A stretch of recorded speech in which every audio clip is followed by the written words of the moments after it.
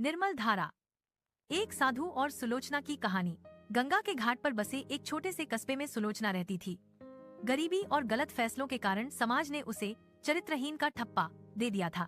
लोग उसके पास से गुजरते समय अपनी चादर सिकोड़ लेते थे, मानो उसकी छाया भी उन्हें अपवित्र कर देगी। वह एक ऐसी सामाजिक एकांतवास की जिंदगी जी रही थी जहाँ तिरस्कार ही उसका एकमात्र साथी था। उसी घाट के पास एक बरगद के नीचे स्वामी अद्वैतानंद ने अपना आसन लगाया।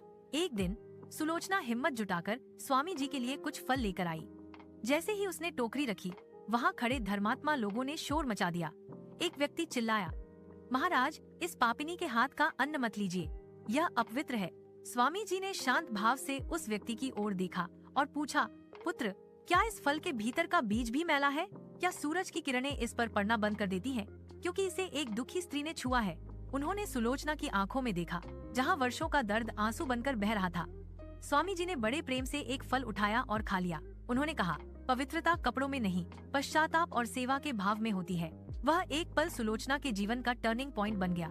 पहली बार किसी ने उसे गुनाहगार के बजाय एक इंसान समझा था। उसने उसी इंसान समझा था।